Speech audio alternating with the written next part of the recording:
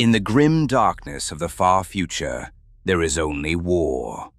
And one man who spent 200 years on the dueling floors of the legions and never once lost, and never once killed a single opponent either. He wants both facts in the same sentence. A duel is a conversation. He was not yet in the business of murdering his cousins. Then his cousins turned traitor, so he went into the business. He was very good at it. Hey, I'm your brother from the void, and this is Tales from the Void. Today's story comes from Sigismund, first captain of the Imperial Fists, the Emperor's champion, founder of the Black Templars, the deadliest warrior the legions ever produced. A title he never used and never argued with, because arguing takes time, and time was always better spent sharpening. He'll give you the whole of it, from the ash he was born in to the talon that cut him in half. And he'll begin with the fight that made everything after it. The first one. The one he lost. 10,000 years of incense have buried that. Settle in. This is Tales from the Void. Let's begin. In 200 years on the dueling floors of the Legiones Astartes, across every legion the Great Crusade could put in front of me, I never lost. Not once. And I never killed a single one of them either, and I want those two facts standing in the same sentence, because a duel is a conversation, and I was not yet in the business of murdering my cousins. Then my cousins turned traitor, so I went into the business. I was very good at it. I was beaten in a fair fight exactly once by a murderer with a poet's mouth who could not finish me in 20 hours and ended it with his forehead because he had grown bored. I was put on my back by a Primarch and by a thing wearing a Primarch's face, and by the best friend I ever had on the day he stopped being a man, and I walked away from all three only because other people bled to make it possible. And the very first fight of my life, the one that made everything that came after it, I lost. 10,000 years of incense have buried that. You have heard men call me the deadliest warrior the Emperor's legions ever produced. I never used those words myself. I never argued with them either. Arguing takes time, and time was always better spent sharpening. My name is Sigismund. This is the whole of it, from the ash I was born in to the talon that cut me in half, and if you are listening for regret in any of it, you will be listening for a very long while. I was born on Terra during the Unification Wars, in a city whose name I will not give you, because nothing of it survived to deserve one. It burned when I was small. Fire came over the western districts at night, and by morning the towers I had lived beneath were black teeth against a brown sky, and the people who had raised me were part of the smoke. I did not weep.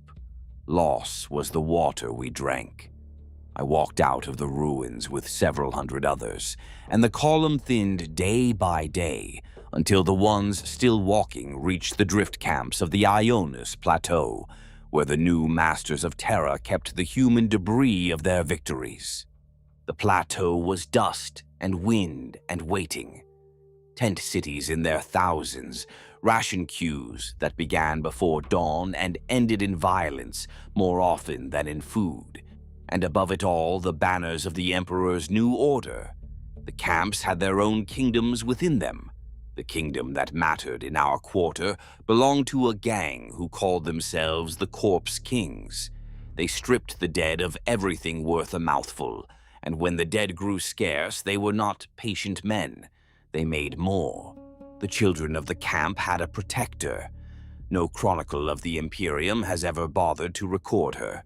Her name was Thera. She was a girl, older than the rest of us, though I could not tell you her age, because nobody on the plateau knew their age. She carried a length of iron bar wrapped at one end with cord, and she had rules, and the rules were simple. The small ones eat first. Nobody sleeps alone at the edges. When trouble comes, you stand behind me and you do not run. She stood where standing needed to be done every day without ceremony, and asked nothing for it. I remember the first time the Corpse Kings came for us properly. Not the usual thieving at the fringes, but a knot of them together, come to clear our pitch and take the youngest, for whatever the youngest were worth in the markets that did not officially exist. Thera met them in the open ground between the tents. I remember that my hands were trembling, and I hated the trembling more than I hated the men. She broke them alone. I have watched the greatest swordsmen of the Great Crusade fight, and I have crossed blades with beings the galaxy called gods, and a starved girl with an iron bar, standing her ground in the dust because children were behind her, belongs in that company. She put 2 of them down and the rest ran, and then she walked back to us like a woman carrying something heavy low in her side, and she would not let any of us look at the wound. We hid after that because we were children and not fools, and a gang like that does not forgive being made to run. The smallest of us, a boy called Nastro, kept saying they might not find our hole in the ruins. Thera told him they would. She said it the way you would report weather. She would be at the door when they came, and that was the entire comfort on offer. They came. And while their voices were still on the far side of the door, Thera knelt down with the iron bar across her palms, closed her eyes, and pressed her forehead to the metal. She did that before every fight she ever had. I had watched her do it a dozen times, and once I had asked her what it was, and what it was for, and who it was for. She never answered me. She did not answer that night either. She opened her eyes, and I saw her hands shake, and then I saw her stop them, and she got up off her knees with that wound in her side and went to the door. I tried to hold her back. She shook her head and told me the fight had to happen now because she had hurt them too badly for them to ever leave us alone, and that this was simply the arithmetic. Then she went out and she closed the door behind her. And that was the last thing she ever did for us, and it was the kindest. I do not know how long it took. Long enough? The noise stopped, and after a while the voices began calling us out, one at a time, sweetly, the way you call an animal you intend to eat. Nobody moved. I was not the eldest child in that hole. I was a frightened boy who did not want to die. I simply understood, the way you understand a load-bearing wall, that if none of us opened that door, then all of us belonged to them by morning. So I opened it. She was lying a few paces out in a pool of her own blood, and the bar had fallen near her hand. The Corpse Kings were standing around her, and they were in excellent humor. One of them asked me whether I meant to kneel or to die the way Thera had. So I knelt, and I closed my hand around Thera's iron bar, and they laughed because they thought they had bought something cheaply. And I shut my eyes and pressed my forehead to the metal exactly as I had watched her do a dozen times, and something in me went still. The trembling stopped. It has never come back, not once, in all the centuries since, not before demons and not before Primarchs and not on the deck where I died. Then they rushed me. I put 3 of them down. It was not skill. It was a starved boy swinging an iron bar in a dust yard. And then there were too many of them, and my arms were finished and I was going under. Here is the sentence that every account of my life has carefully declined to write. I did not win that fight. I was losing it. I was moments away from being another set of hands in another heap when the light over the camp changed, and the transports came down through it, and the Legions Astartes walked out onto the Ionis Plateau looking for children. They saved my life by accident on their way to taking it.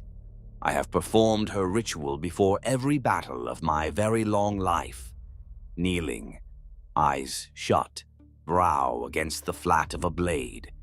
Reclusiarchs later wove theology around it, and legionaries copied it, and an entire chapter of the Emperor's finest warriors performs it to this day, 10,000 years on, and every one of them believes he is honoring me.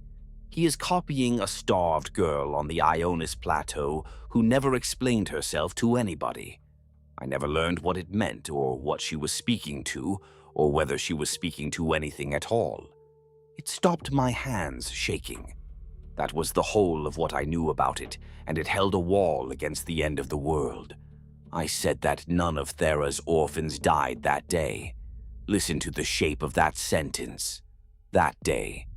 I kept them alive a while longer afterwards, with her bar and her rules, and no idea at all what I was doing, and then the war that was busy unifying the world came across the Ionis Plateau, and the legion that came was the 8th.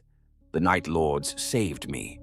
It is true, and I have never been able to make it mean what it ought to mean. They broke the gangs. They broke a great deal else besides. And they took me, and by the Imperium's arithmetic that is a rescue, and the Imperium keeps no other kind. The children I had been keeping alive were not part of the rescue. They were left where they were. I found what remained of them later, hung up where the whole camp could see, and they had been flayed. Nestro was one of them, the smallest of us, the one who had hoped they might not find our hole in the ruins. I never learned whether that was the gangs in the last of their spite, or the men who had come to save us in the first of their teaching. I have dreamed about those faces for 1,000 years. I dreamed about them on the deck where I died, and I have told nobody until now, so consider yourself the sole heir to the estate. And I was very nearly a Night Lord. They picked me up.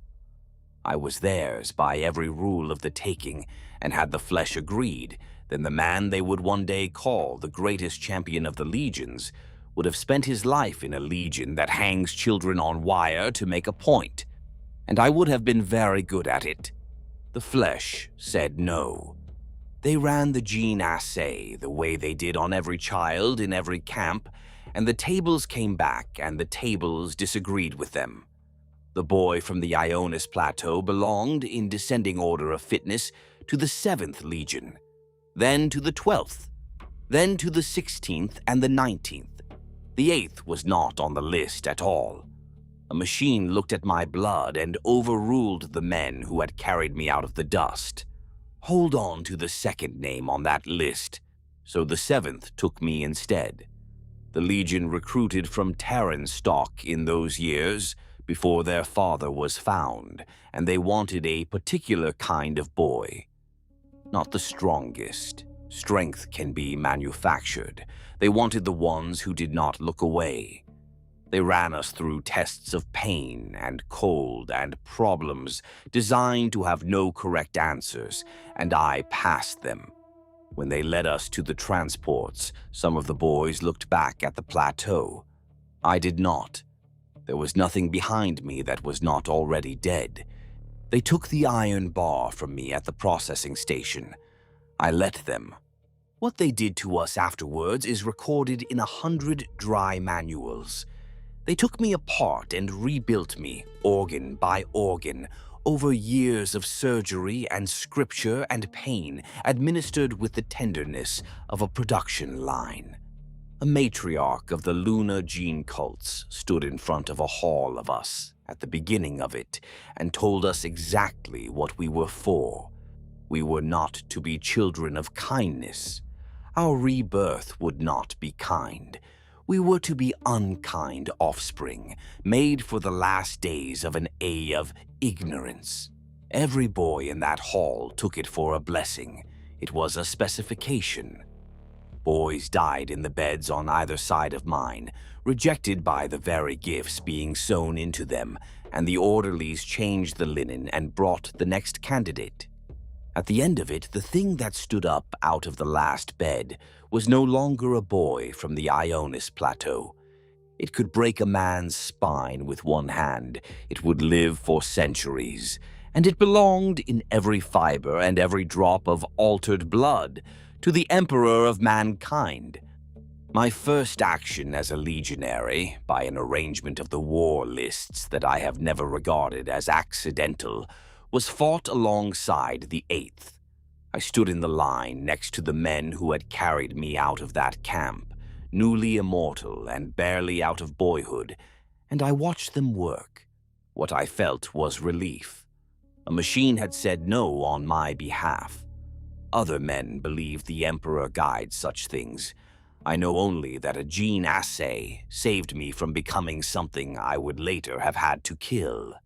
The 7th in those days was a Terran legion, in truth as well as name, forged in the last furnaces of the unification, and we did the Emperor's early work in the Sol system and beyond it, breaking the holdout tyrants and the void clans and the small mad empires that infested mankind's cradle. We were efficient. We were unglamorous. Other legions won poems. We won ground. And then we kept it. The poets have never found that interesting. Then the fleet made for a frozen world called Inwit, far out in the dark, and everything that we were acquired a center of gravity. I remember the first time I saw Rogal Dorn. He was not large in the way the Wolf King was large, not radiant in the way the Angel was radiant.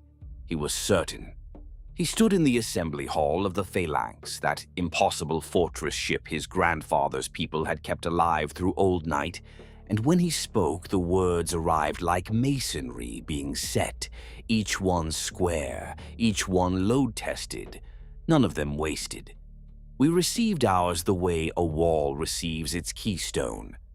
70 in every 100 of us were still aspirants when he came, still soft clay. And so the Legion and its father set together, and there was never any distance between what he was and what we became. And Inwit gave us more than a father. It gave us its warriors. Among the first intakes from the Ice clans came a slab-shouldered chieftain named Fafnir Ron, raised from infancy on the promise that he would one day make war on the House of Dorn. He had been busy doing exactly that when his intended enemy came down out of the sky and rearranged the meaning of his life. They put him through the same cages as me, in the same season, a Terran orphan and an Ice Clan chieftain, being hammered into the same shape, and he never once let me forget which of us had been a king. Ran carried twin axes the way other men carry grudges. He fought like a landslide, laughed at precisely the wrong moments, and became, over the decades that followed, the nearest thing to a friend that a creature like me is built to have. He would stand at my shoulder through the worst of what was coming. I rose. I was better with a blade than other men, better than other legionaries, better in the end than anyone the Great Crusade could find to put in front of me, and in an army that measured worth in enemies destroyed. That fact promotes itself. Skill alone would not have taken me where I went. 12 years after the day in the dust with Thera's bar, they put my name to the Templar Brethren. The Legion kept in order within its order, the Templars of the First Company, warriors sworn on the Temple of Oaths aboard the Phalanx, and when my name was put forward for their number, I was among the youngest the Legion had ever considered for the Temple's oath. They gave me to the company's weapon master to be tested, a scarred ancient called Appius, who had taken the Emperor's own laurels at Misora during the unification, and had forgotten more of the sword than most legions ever learned. He worked me for months. He broke my technique down to its bones and rebuilt it the way the apothecaries had rebuilt my body.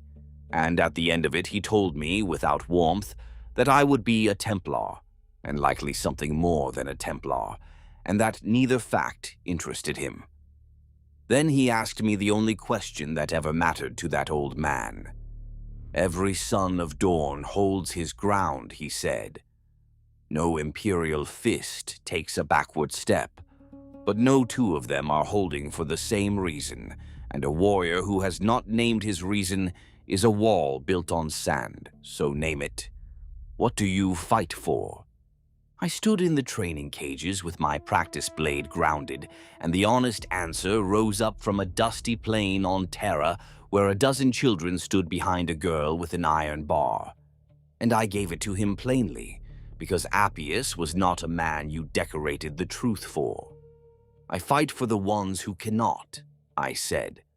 "For the weak of the Imperium, who will be meat for every horror in this galaxy unless something stands in the way, and I intend to be the thing that stands." Appius looked at me for a long moment, the way a smith looks at a billet of steel that has confessed what it wants to be. Then he gave me the only creed I have ever kept. "Any enemy you face should end at your hand," he said, "and there is no exception to that, ever. Eternal victory is not a horizon, and it is not a peace. It is one strike and one kill, so that you are still standing to make the next one, and then the one after that, without end. One cut at a time. That," he said, "is how men build eternity, by making the next cut." I was young enough to think he was talking about swordsmanship. He was describing the rest of my life, and the chapter I would found, and the 10,000 years that came after. And he did it in a training cage in about 9 seconds. Then he put me back to work.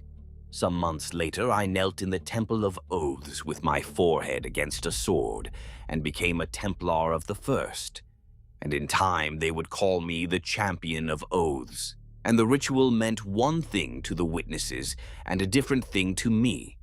And both things were true. Years and wars later, the Templars needed a new first captain, and I put myself forward, and the Legion's answer to such presumption was a rite of glorious cruelty. 200 Templars, the finest blades of the finest company, one after another, in single combat with no rest between them. Not to the death, but our practice bouts hospitalized ordinary men, so the distinction was a fine one. Anaxis was the first, Ecturo was the second.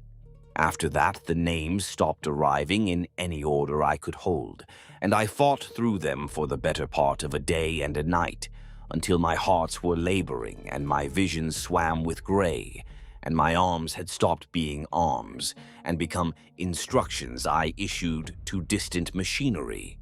Calavar was the 199th, and I have no memory of beating him whatsoever.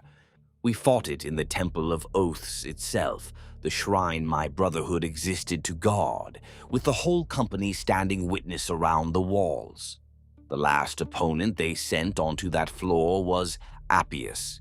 He had taken a mortal wound in the Crusades fighting some years before, and being Appius, he had declined to die of it, and had been sealed alive instead within the sarcophagus of a contemptor. So my 200th duel was against 6 tons of adamantium war machine wearing my old teacher's mind. He put me down. A backhand from that great fist caught me, and the world folded, and I was on one knee in my own blood with the cage lights swinging overhead, and I heard a voice ask a question. To this day, I could not tell you whose voice it was. Appius through his vox grill, my own mind at the end of its strength. A dead girl on the Ionis plateau. But who, if not you, the voice said, who will stand if you will not? Who will you let die in your place? And the question put me back on my feet, because it was the only question I have ever been unable to walk away from. I took Appius apart at the knee joint with 3 strikes he had taught me himself, and the dreadnought crashed down like a felled bell tower, and the cage went silent, and out of the silence came the sound of a single pair of hands striking together slowly, once, twice, 3 times. Rogal Dorn stepped into the light. He had watched all of it.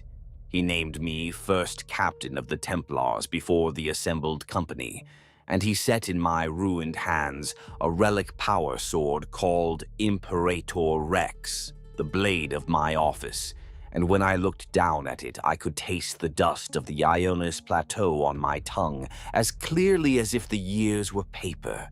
I knelt. I closed my eyes. I pressed my forehead to the flat of the blade.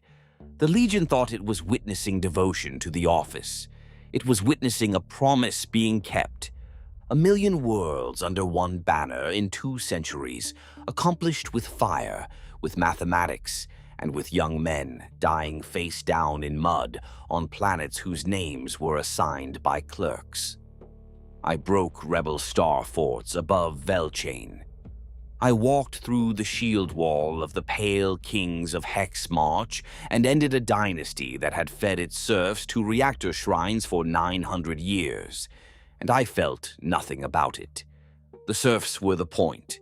The dynasty was the obstacle. I extended one courtesy to the people on the other side of my sword. When you take everything from a man, his world and his gods, and his name for himself, you owe him the chance to try to kill you for it. Most of the legions had stopped paying that long before the end. We were prosecuting a war against a machine empire called the Astranii, a nest of thinking iron that had been quietly harvesting human worlds along its borders for centuries. And early in that war, I led a spearhead into a defile that our auguries had sworn was clear. The auguries were wrong. The Astranii had learned to lie to auguries. The ambush lasted 4 minutes. At the end of it, every brother I had led into that defile was dead, cooling in their armor among the rocks. And I was the only living thing in a valley of corpses and hunter machines, and the machines knew it. I did not win that day. I endured it, and when our relief force finally cut its way in and pulled me out of that valley, I was still standing only in the technical sense. They debriefed me before 3 Primarchs, my own father, Horus Lupercal, and Ferrus Manus, the Gorgon, who listened to my account of the Astranii and their weaknesses and concluded that thinking iron which had learned to lie was an abomination to be scoured from the stars entire. My father wanted them assimilated. Machines that could be made to serve are, in his reckoning, machines that should be made to serve. 2 Primarchs, 1 table, and the temperature dropping. Horus settled it the way Horus settled everything in those years, warmly, reasonably, brilliantly, by proposing that the question wait until the fighting was done, and everyone thanked him. And nobody noticed that he had just taught 2 of his brothers to bring their quarrels to him. When the war ended, Ferrus wanted his honor paid, and honor between legions is paid in blades.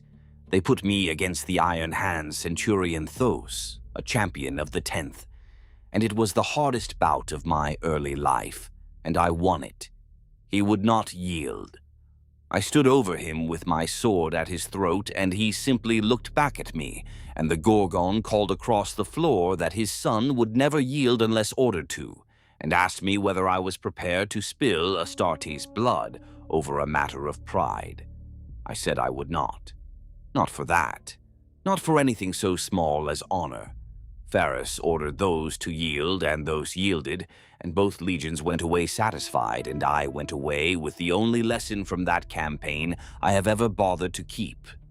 Years later, on a black world, Ferrus Manus met a man he could not make yield, and lost his head to him. The wolves believed in the hunt. The 3rd believed in perfection. The 12th believed in the red arithmetic of the charge. We believed that victory which is not held is a pause in someone else's plans. Take the world, then fortify it, garrison it, teach it to stand. And in the spaces between wars there were the cages. Every legion kept its dueling floors, and when legions campaigned together, the floors became embassies, because warriors take each other's measure more honestly across a blade than across a treaty table. I fought on the floors of every legion the Crusade brought within my reach. I fought a White Scars horse lord named Jubal, who came at me like weather off a steppe. and very nearly had me. I fought Alaios of the First, a dark angel with a mouth on him and a blade to justify it. I fought sword masters of the Third who moved like written music, and wolf brothers of the Sixth who fought laughing, and quiet killers of the 19th who treated a duel like a problem in geometry. I did not lose, and I never killed one of them. Not one in 2 centuries of clearing floors. A duel is a conversation, and to kill a cousin over a conversation was a sin I could never find a way to commit, and every man I ever beat walked off that floor breathing. The first son of the Emperor I ever killed, I killed during the Heresy. I will bring you to it in its place. It is the only part of this account I have ever seriously considered leaving out. My name began traveling ahead of me, and the traveling name acquired weight I had not asked for. The angel himself watched me clear a floor once, at some conclave of legions whose politics I have gratefully forgotten, and word came back to me of what Sanguinius had said in that beautiful grieving voice of his, that I seemed less his brother Dorn's champion and more Death's himself. Men repeated it to me as an honor. The most perceptive being the Emperor ever made had looked at me once and seen a funeral, and the angel was never wrong about such things. One more memory of the High Crusade, and it has been quoted for 10 millennia by men who were not in the room. We were aboard the Vengeful Spirit, flagship of the 16th, in the years after Ulanor, where the Emperor had raised Horus Lupercal above all his brothers, named him War Master of the whole crusade, and then turned for Terra to pursue a labor he explained to no one. The Luna wolves wore their glory, the way other men wear armor, and their War Master presided over all of it, like a sun presiding over its planets, magnificent, warm, entirely aware of both qualities. And in a quiet hour, 2 of his captains sat with me over recaf and asked me, in the manner of men making conversation, what I would do when the crusade was over.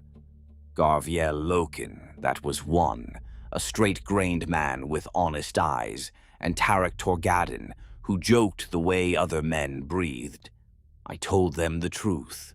The crusade would not end. That we would spend our lives fighting to build this imperium, and then spend whatever remained fighting to keep it from coming apart in our hands. That space is limitless, and our appetite to master it is limitless also, and a species with that appetite does not retire. That in any future far enough to matter, there is war, and only war, and men like us would never be permitted to become anything but what we already were. Loken looked as if I had spat on an altar. Torgadon laughed and called me the grimmest guest the 16th had ever poured a drink for. They thought I was being bleak. I was being accurate. Within a decade, both of them would learn the difference in ways I would not wish on anyone. History was about to make my point for me with a cruelty even I had not priced in. Late in the crusade, the war planners in their wisdom yoked the 7th Legion to the 12th for a long chain of campaigns through a stubborn stretch of the galactic east, and so I came to know the World Eaters, and to fight beside them, and to watch what had been done to them. A machine on the throne world had put the 12th second on my list. Second. So when I walked down into their pits, I did not find them alien. I found them legible, and that is a far worse thing to find. You will have heard the 12th described as animals.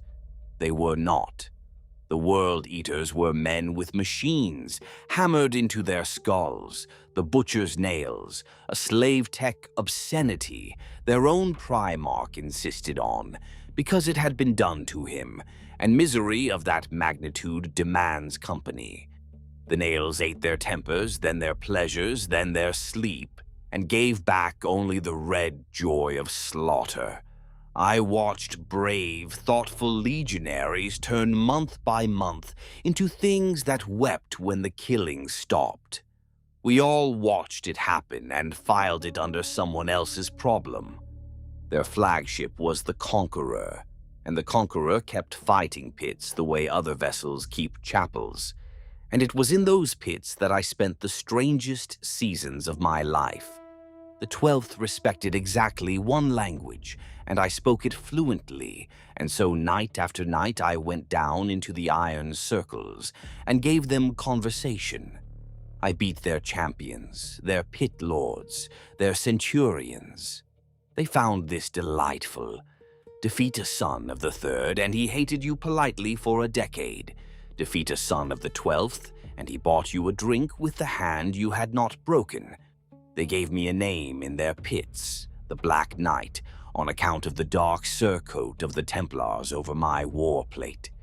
The name followed me up out of the pits, and across the crusade, and in the end across 10,000 years. Though none of the men who coined it lived to see what it became. It was in those circles that I met Khan, equerry to the Primarch Angron, 8th captain of the 12th, and the best of them by a distance that his legion could measure and would not admit.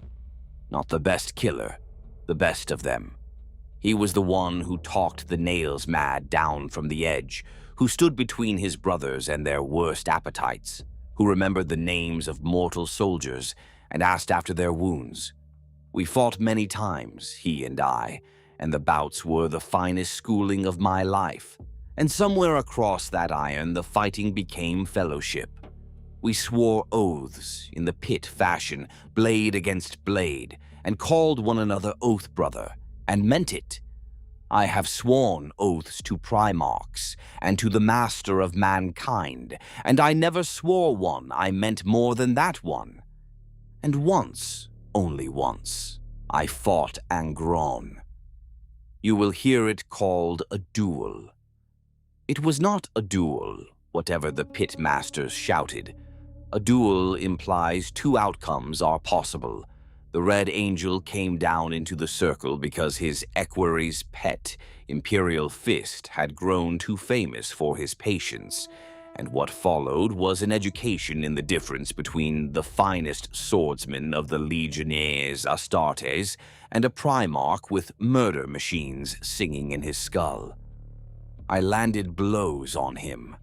I am told this was remarkable. He landed rather more on me. I kept getting up because getting up was the only argument I had left, and I kept getting up after the argument was lost. At some point, the pit went very quiet, and Angron stood over me, making a sound I eventually understood to be laughter. And then he walked out, and Khan carried me to the apothecarion himself. He sat with me while they rebuilt my ribcage, and he told me I was the only man he had ever seen make his father hesitate. And then he gave me a gift, a custom of the pits, he said. When a fighter's hands can no longer be trusted to hold, he binds the weapon to his wrist with a chain so that even his failures cannot disarm him. The blade may drop. It can never be lost. I took the custom and I made it mine. Black chains wound from wrist to hilt. I had watched an iron bar roll out of a dying girl's hand once. Never again would a weapon of mine be parted from the duty it carried. The chains went with me into every battle for the rest of my life. My chapter binds its blades in chains to this day, and calls them devotion chains, and preaches sermons about them. The sermons are longer than the truth. The truth fits into 2 words. Hold on. And then there was the 8th. On Shiro, we campaigned alongside the Night Lords, and I saw what they left behind them, and I will not describe it because description is a kind of service, and I do not serve that. There is a difference between terror as a tool and cruelty as an appetite, and the 8th had stopped pretending to know it. I did not hate them on principle. I hated them on evidence. The evidence was 2 centuries old by then, and it had children's faces, and it was hanging up where a camp could see it. Ran stood beside me above one of their harvest displays, with his knuckles white on his axes, and their first captain came to enjoy our discomfort. Jago Sevatarion. Sevatar. A brilliant blade, perhaps the only one of his generation I could not place with certainty below myself, wearing a smirk he had clearly been born in. We exchanged words. His were clever. Mine were short. Somewhere in the exchange he said a thing about the children of Shiro that I will also not repeat, and I struck at him without warning, which was against every protocol binding legion to legion. He blocked it because he was Sevatar. And then, instead of the murder we both wanted, we did the civilized thing. We agreed to a duel. Terms were set and witnessed, as terms were in those days. Blows with weapons only. It ends when a man yields. We fought for 20 hours. 20.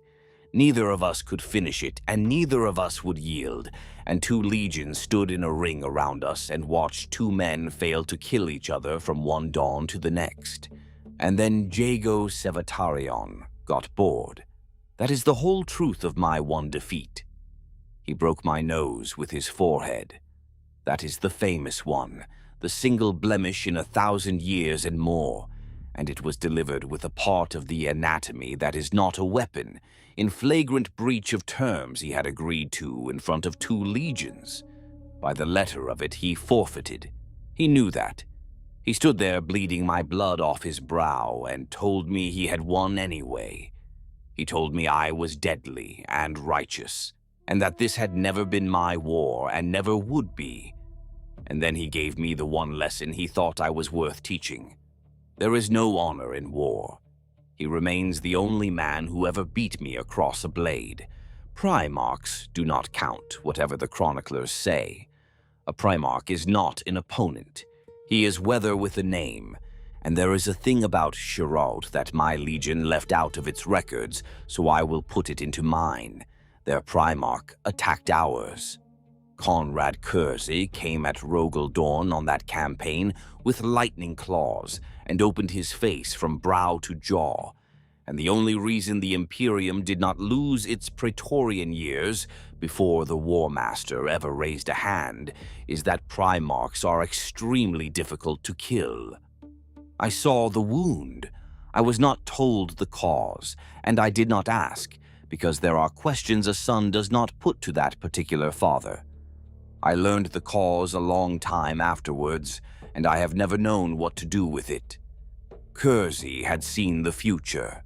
All of it. The burning, the betrayal, the walls of the palace coming down, and he had said so, and Fulgrim had carried the words to my father, and my father had held that knowledge quietly for years, and said nothing to the man it belonged to. When Kersey discovered that Dorn had known and kept silent, he tried to murder him for it. So the whole of the heresy was already in the room with us on Shiral, written out, complete, and not one of us could read it. Not the Primarchs, not Sevatar with his clever mouth, not me. History would later relax the rules about killing one another, legion and legion, and I confess the relaxation never grieved me where the Eighth was concerned. Near the Crusade's end, when the Emperor had already turned for Terra and left the last of the Reconquest to his War Master, a remembrancer was granted audience with me, a serious gray man named Solomon Voss, who had made his name asking questions emperors found useful. He asked me the question of the age, the one all Terra was asking in celebration. Would the war end soon? No, I told him. He waited for the qualification, and there was none.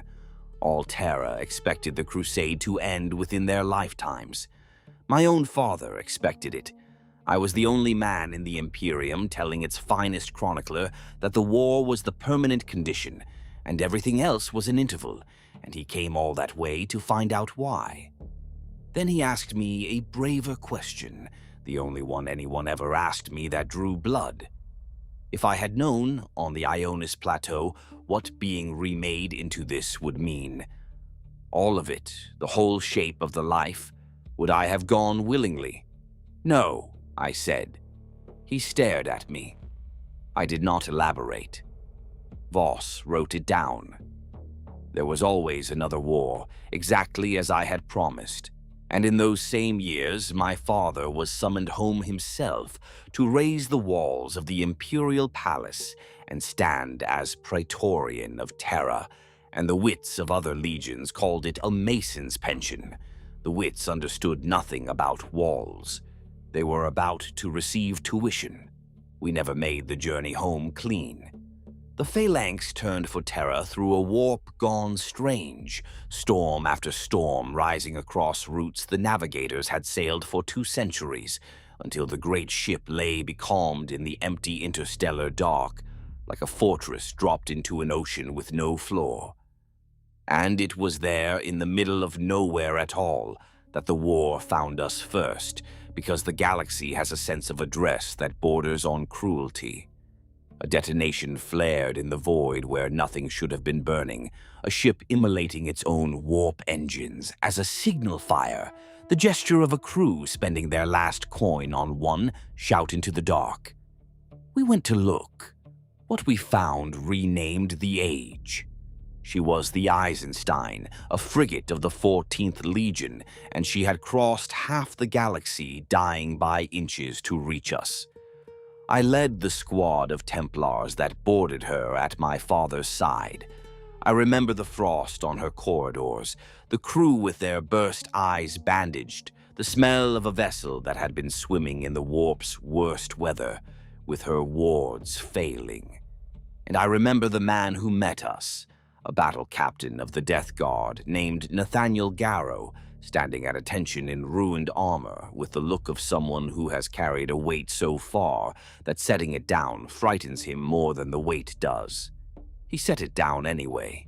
He told my father that Horus Lupercal had turned, that the War Master had gathered 4 legions to him and virus-bombed his own loyal sons on Eastfon III to burn the disloyalty out of them in advance. That the Death Guard, the Emperor's children, the sons of Horus, and the World Eaters were his. You will notice the 4th name on that list. I noticed it too. I stood in that frozen corridor with the 4th name going through me like a spar coming loose, because the 4th name was Khan's Legion, and I put it away in the place I keep such things, and that place has never once given anything back. My father did not believe it. I watched Rogal Dorn, the stillest soul in the Imperium, come within a breath of killing the messenger with his hands, because the message was not survivable in any other form, because if Horus could fall, then the word brother meant nothing, and the crusade had been a long dream in a burning house. Garrow did not flinch, which saved his life, and possibly the Imperium, and the evidence did the rest. Then my father went away into himself for a time, alone with the worst knowledge in the galaxy. And when he came out of that silence, he was the same man with something removed, and I never learned what the something was, and I suspect it was whatever part of a Primarch is permitted to be young. The orders came like hammer falls. A retribution fleet to Eastfon, a full third of the Legion, 30,000 of my brothers and the greater part of our war fleet beneath them, a brother's wrath given hulls and guns.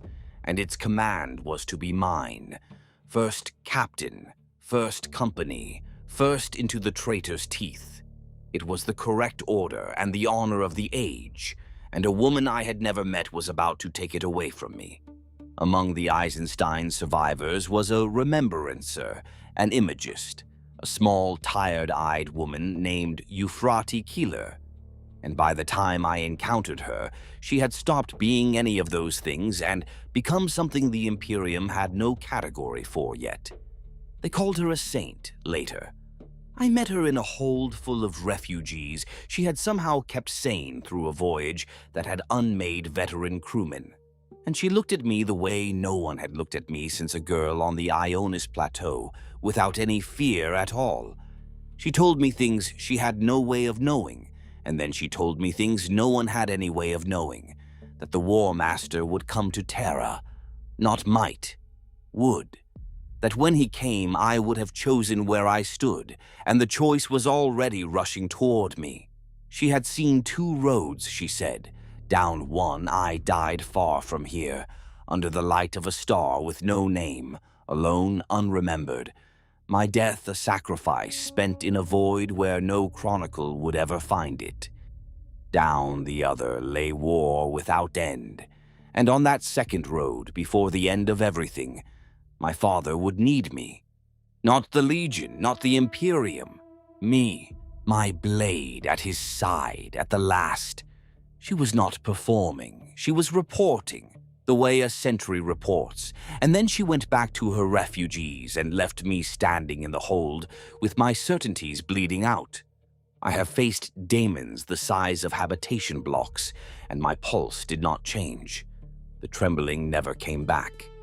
That night in a cargo hold in front of a tired woman with no rank and no weapon, it tried. It did not succeed, and it never tried again. It was not fear of the nameless star. I had priced in my own death at the age of 10. It was that I believed her, instantly, structurally, the way you believe a load groaning in a wall. And belief was not a currency my legion traded in. The Emperor had ruled that there were no gods and no fates. And here was I, first captain of the 7th, convinced to the marrow by a woman in a refugee hold. If my father would need me on the throne world at the last, then dying gloriously at Istvan was not duty. It was desertion with better lighting. I went to my Primarch and asked to be released from command of the Retribution fleet. Asked to remain at his side. I gave him no reason, and here is the shame I carried longest, longer than any wound. He did not demand one. Rogal Dorn, who audited the galaxy, who trusted nothing he had not load-tested, looked at his first captain asking the inexplicable and granted it without a single question, because the question had never once needed asking in all our years, because my word had been a fixed point in his universe. He gave the fleet to Hashin Yoned, our fleet master, the finest void commander the 7th ever produced. I stood on the phalanx at high anchor over Terra and watched 30,000 of my brothers burn away toward Istvan, carrying the wrath that should have been in my hands, and the silence that came back from them afterwards was the loudest thing I have ever heard. Storms took them off course and killed Yonad in the warp before he ever reached his war, and the command fell to a young captain named Alexis Pollux, who had not asked for it, and turned out to be better at it than anyone had priced in. The Iron Warriors found them at a dead system called Fall.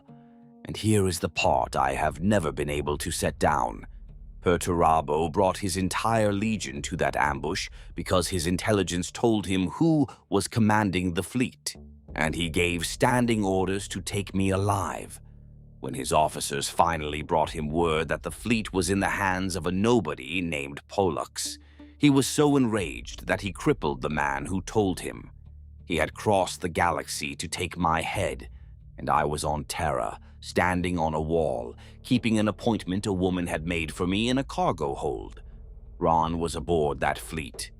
Pollux fought the 4th Legion to a standstill, and was winning, actually winning, when my father's recall order reached him and took the victory out of his hands.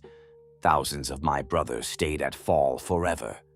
Every one of those names went into my ledger on the page reserved for costs I had declined to share. Terra held us after that. The phalanx hung above the throne world like a second moon, and below it the palace grew across the Himalaysian peaks, wall upon wall, bastion upon bastion, my father designing and my legion raising. If you had told the labor gangs what those walls would shortly be asked to hold, the work would have stopped from sheer despair. So it is fortunate that prophecy is rationed. I drilled the first company until the Templars could fight in their sleep, and I waited for word from Istvan that did not come. And while I waited, the red planet caught fire. Mars, then. The red planet had torn itself open in the same season everything else did. Forge against Forge, the loyal Mechanicum against something that had stopped being Mechanicum at all. And Malkader the Sigillite laid the problem before my father with the Regent's usual talent for impossible errands. I am told that when my father named me for the task, the Sigillite observed that I was volatile. My father did not contradict him. Neither, in fairness, would I. The forges of Mondus Oculum and Mondus Gamma produced the great majority of the Legion's arms and armor. Lose them, and the Imperium would fight the greatest war in human history while slowly forgetting how to make swords. So we went, 4 veteran companies of the 7th, myself to Mondus Oculum and Captain Cambadias to Mondus Gamma, with 13 companies of Saturnine hoplites and 4 regiments of Jovian grenadiers under our command, mortal soldiers descending in fire onto a world that was already eating itself. We came down into a landscape out of a machine's nightmare, and Mars taught even me new definitions. The enemy had let something into their code, and the something wore their bodies and their engines like festival costumes. Weapon things that had been men, constructions that prayed as they killed. The hoplites sent to break the siege of the loyal forge master Ipluvian Maximal beneath Pavonis Mons were thrown back again and again by horrors their training had no drawer for. Cambadias at Mondus Gamma was outnumbered 100 to 1 within hours of planetfall, holding the armor vaults and the ammunition silos by pure Dornian refusal, while his casualty lists grew teeth. At Mondus Oculum, I found one mercy. The fabricator Locum, an adept named Cain, had held true to the Emperor, and his forge was ours without a shot, which meant the mission became a race instead of a battle. Load the transports. 12,000 suits of the new Mark IV warplate, twice that many weapons, reactor cores, the tooling itself where it could be lifted, everything the Imperium's war would starve without, hauled up Gravity's Hill while the world burned toward us. My shipmasters gave me the closing picture in clean, terrible numbers. Traitor infantry and armor in the tens of thousands, Skitarii maniples beyond counting, and 2 full Titan legions converging on the forge, god engines past counting, some of them already up on the horizon like a walking city line. Every instinct I owned wanted to stand. I had come to purge traitors, and here they came in their multitudes, obligingly gathered. But my orders were the armor, not the vengeance. Cain said it plainest, standing beside me on the loading fields, watching his life's work prepare to become a battlefield. If both forges fell with their stores, the legions would bleed out of war gear before the war was 3 years old. So we did the hard, gray, correct thing. We loaded until the horizon line grew legs, and then we left. I watched Mars fall away beneath the assault craft with the fires of its civil war spreading across the Tharsis Reach. And the bitterest part of the cargo manifest was everything we had no time to take or wreck. We did not save the Red Planet. Nobody was going to save the Red Planet. We robbed it on the way out the door, and the robbery kept the Imperium armed through the years of ruin that followed, and I have carried prouder memories that mattered less. Behind us, the enemy inherited the greatest forges of the species, and for the rest of the war, the guns that killed my brothers came off the lines of Mars, wearing the maker marks of home. Ahead of us, Terra waited, and above Terra my father, whose trust I was still carrying in my hands like a blade I had stolen. And around us all, closing like a fist, the war. The rest of the ruin arrived by astropath not long after I came home from Mars, while I stood on scaffolding inspecting a wall. Istvan V. The counterstrike massacred on its own landing zones. Ferrus Manus dead, his head taken. Vulcan and Korax lost. And 4 more legions, the Night Lords, the Iron Warriors, the Word-Bearers, the Alpha Legion, revealed as the War Masters all along, the ambush inside the ambush. 8 legions in revolt. 8 of the Emperor's own sons turned against their father, and the count was not yet finished growing. I stood on that scaffolding with the wind coming off the Himalaya, and understood that Keeler's first road had already run out beneath the feet of better men than me, and that the second road ran straight through the ground I was standing on. My father's orders found me within the hour. Purge the soul system of every traitor remnant, every asset, every shadow. Take whatever forces I required, break whatever I must, and recall the Legion, all of it, every ship and every son home to Terra, if it cost 1,000 astropaths' lives to send the summons. It nearly did. They died screaming a single word across the galaxy. Return. Then I confessed.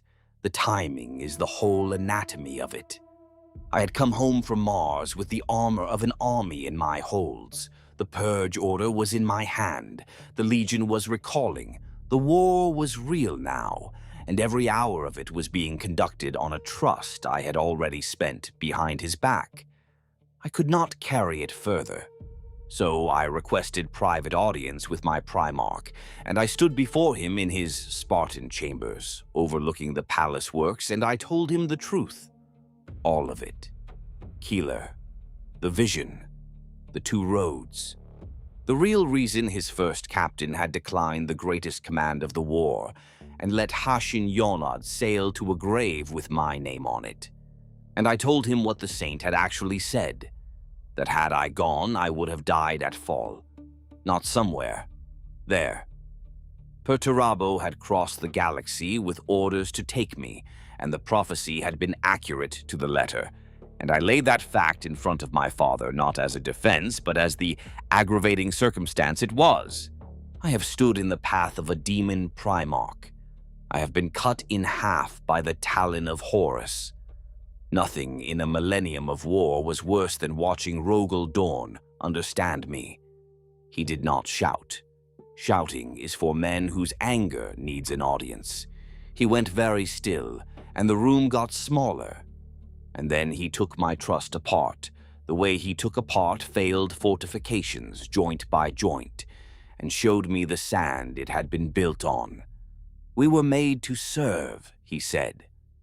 Every Primarch, every son of every Primarch existed to serve the Imperium and had no other meaning.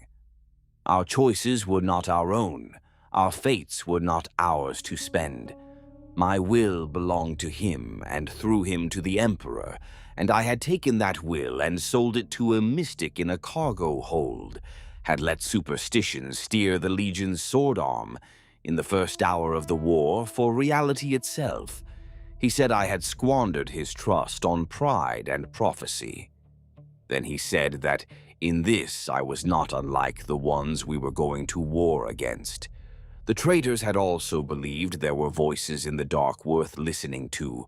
That was the wound. Everything after it was administration. I drew my sword and offered it to him, hilt first. And I meant it. And he knew I meant it, and he refused it. The refusal was not mercy. Dead, I was a martyred hero and a hole in his order of battle. Alive and silent, I was still the finest blade in the Imperium, and the Imperium was going to need every blade. So he passed sentence like the mason he was, each clause set level and true. I would remain first captain. No one would ever know what I had done. My shame was mine to carry alone, in silence, forever. and I was no longer his son. He said it exactly that plainly. Then he returned to his maps, and I saluted the back of the only father I ever had, and went out to purge the solar system of traitors, which was, in that hour, a mercy. There were 8 years, near enough, of turning the Sol system into a single instrument of refusal. Every moon a bastion, every orbital a gun platform, every approach corridor surveyed to the meter, out to the fortress ring of Pluto's moons, Charon and Hydra and their grim sisters, each rebuilt into a fanged vault at the system's outermost gate. And I was given the quieter war, the Purge. A traitor remnant does not announce itself. It is a clerk in the Departamento with a second set of ciphers, a bulk hauler whose manifests are true and whose crew is not, a dockside cult, a void station chapel where the candles burn to something that listens back. I pulled those threads out of Sol with whatever force each one required. The work was not clean. Everything that got through us arrived at Terra's walls later, wearing a gun. One of those threads I have to give you whole. There was a comet in the Sol system with a shrine cut into it. Not a war shrine, a monument to the days of unity, to the hour when Terra stopped tearing itself apart, the single thing our species had ever built that was about the ending of a war rather than the winning of one. The word-bearers held it, a small force of them left behind and forgotten by their own legion, squatting on the memory of peace with their books and their new prayers. My father gave the clearing of it to me and to Ran. I had crossed blades with legionaries of every legion the Crusade could produce.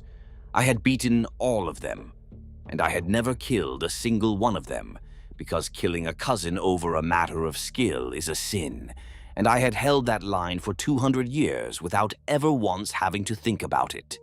I did not hold that as a rule. I held it as the last thing about me that was not a weapon. And on that comet, in a shrine built to celebrate the day mankind stopped killing itself, I put my blade through a son of the Emperor, and then through another, and then I kept going until there was nobody left to stop. Ran was there. He has never once spoken to me about it, not in all the centuries since. Something in me closed that day and never opened again. The chroniclers write about the Emperor's champion, as though he arrived fully formed on the walls of the palace, in black, with a sword chained to his wrists. He did not. He was made on a comet in a monument to peace, and I could tell you the exact hour. One thread I must give you, because history buried it, and I was the burial detail. In the middle years of the waiting, a courier vessel out of the dark requested approach lanes, transmitting credentials that had been dead since Istvan. Aboard it, alone, sent back to us like a letter, was Solomon Voss. The remembrancer who had once asked me if the war would end had gone on to ask his questions in the War Master's own fleet. And the War Master had kept him and shown him things, and then returned him to Terra with his life untouched and his mind rearranged. Horus did not send him as an assassin. Horus sent him as an argument. They took him to a fortress on Titan, out in the dark, where the Imperium was already learning to keep the things it did not want daylight on. I was not in that room. My father was, and with him a knight-errant named Iacton Cruz, who had been a Luna Wolf back when that word still meant something clean. What I have is the account of men who were there, and the silence of a Primarch who never spoke of it again. Voss told him the future was dead, that it was ashes running through our hands, that we might well beat Horus and it would change nothing, because the thing that had actually held the Imperium together was trust, and we had spent it, and it does not grow back. Then he asked the question that killed him. If Rogal Dorn had nothing to fear from the truth, why would he not let the writings be published? My father raged and called him a liar, and walked out of the room. Then he came back, and he did not use his own blade.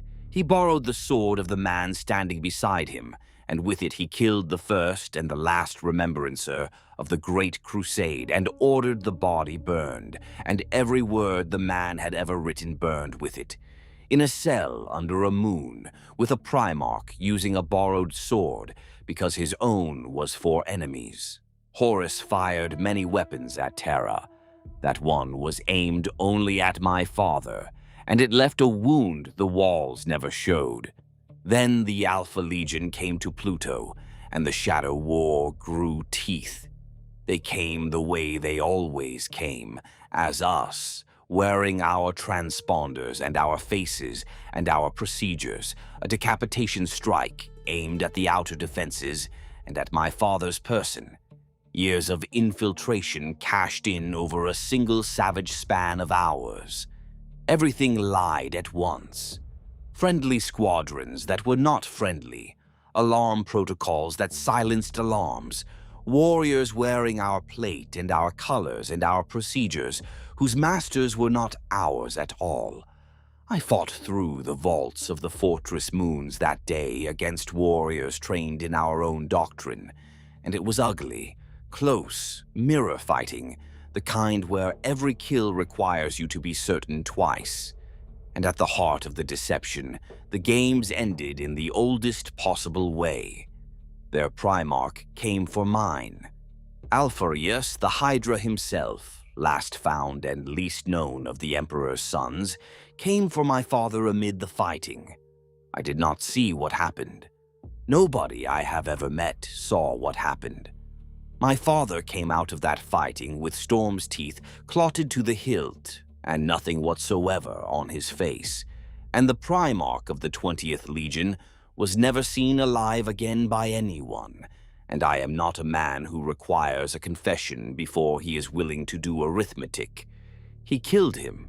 He never spoke of it, and the Imperium never announced it, and the 20th Legion went on lying and hunting and being several places at once, exactly as before, having lost their Primarch and misplaced none of their menace. We had killed the head, and the Hydra had simply declined to notice, and I stopped expecting the war to offer tidy lessons, and then the waiting ended. The War Master's armada breached the Mandeville point beyond Pluto in numbers that made veteran augur officers request recalibration, because instruments that honest are rarely believed the first time. The solar war had begun, and the outermost sphere of it was mine. I commanded the fleets at the system's edge, and my orders were not to win, because winning was not on the table, and my father did not deal in fictions. My orders were to make the door expensive. So we made it expensive. Pluto was the toll gate, and I held it from the deck of a frigate called the Lacrimae, and the sons of Horus came for it with everything, and they sent a man I knew. Horus Sigismund. Little Horus, they called him, that squat, sad, careful killer with a face that had been cut off and sewn back on and never quite forgave anybody for it.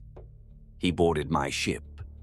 The solar war was also 24 men in a corridor deciding the fate of a planet. My Templars met his warriors in the Lacrimae's spine, and I met him, and it was close, and it was fast, and it cost me Boreas, my lieutenant, who died putting himself between Sigismund's blade and my flank, because that was the kind of officer he was, and the Legion never made enough of them. Sigismund would have finished me. He had the angle and he had the time, and the only thing he did not have was Fafnir Ran, who came down that corridor like weather and put himself between us with both axes working. They teleported me out while Ran held the deck. I was bleeding from too many places to argue about it, and the last thing I did before the beam took me was take Sigismund's hand off at the wrist, which I offer as neither a boast nor an apology, merely a receipt. I came aboard the Persephone, which was Ron's own frigate, still holding my sword because it was chained to me. We ran and Pluto fell behind us. Every sphere of the system was a toll gate now. Neptune, Uranus, the gas giants each in turn. And we fell back from ring to ring, selling vacuum at prices no sane admiral would pay. The War Master paid every price because he could, and arrived at Terra even so with the largest war fleet ever assembled by our species. I fought the long retreat down the gravity well until there was no well left to retreat down, and I came home aboard the Phalanx and found my father in one of her corridors finishing an argument with a demon. It had a name. It had been announcing that name aboard a different ship years before to men who were all dead now. Samus. He killed it the way he killed everything, without commentary, and then he read my casualty lists. I stood at last on the walls I had helped raise, beside a father who spoke to me only in orders, and watched the sky over Terra fill, night after night, with the arriving fires of the end of the world. The eve of the siege felt like the Ionis Plateau. The whole species pressed into one camp, ration queues and prayers and gang lords in fine uniforms, and out beyond the perimeter, gathering in the dark, the ones who had decided the dead were property. I walked the battlements the night the first landings began, and my hands were perfectly steady. The enemy came at dawn. In the first hours of the bombardment of Terra, more human beings died on Terra than my legion had lost in 200 years of crusade. That was the opening courtesy. What came down out of that burning sky was not an army in any sense the word had previously carried. It was the harvest of 100 compliant worlds turned inside out, millions upon millions of soldiers who had once worn our own cog and Aquila, and among them and above them the legions, 9 of them, remade by whatever they had knelt to since Istvan. Reality around the palace thinned as the war filth accumulated, and things began arriving on the walls that no gun survey had ever been drawn against. The imperial truth, the proud, rational creed I had bled 2 centuries for, turned out to be a roof built for weather that no longer fell. She found me again, of course. Keeler. The palace in those days held her the way a lantern holds a flame it is slightly afraid of, and our meeting was not chance, because nothing about that woman ever was. She looked older. Everyone looked older except the dead. She did not waste my time with comfort, which is why I trusted her. She said the Emperor's design held a purpose with my name cut into it, singular and specific. Ezekiel Abaddon, first captain of the Sons of Horus, the War Master's fist and heir, the man whose continued breathing, she said, was load-bearing for everything the enemy intended beyond this war. I was meant to kill him, not defeat, not repel, end. She said the ultimate victory of the Dark turned on that hinge, that the powers behind Horus were already planning for the day Horus was spent, and their plans wore Abaddon's face. Then she was gone back into the crowds and the candles, as she always was, having rearranged my life for the second time in a single sentence. I did not doubt her. I had been cured of doubting her at ruinous expense. I simply put Abaddon where I keep the things that are not finished and went back to the wall, and the wall was about to teach me what that page would cost. The Lion's Gate spaceport. Say it to any veteran of the siege and watch his face close. A city in its own right, a mountain of docking spires and cargo planes upon which the whole logistical question of the siege balanced. While we held it, the enemy's landings paid full price. If it fell, the War Master could pour his millions onto Terra unopposed. So both sides fed it everything, and it became a grinder of a kind even the Great Crusade had never shown me. Ran held its spine for most of that battle, axes and shield walls, and a refusal that outlasted the architecture, long past the point where holding remained a reasonable word. It was there, across a shattered cargo plane in the middle passage of that battle, that I saw the banner. Black and green, the staring eye, and beneath it, distant but unmistakable in that towering cataphracti plate. Him, Abaddon, come to break the port with the Justerin at his back.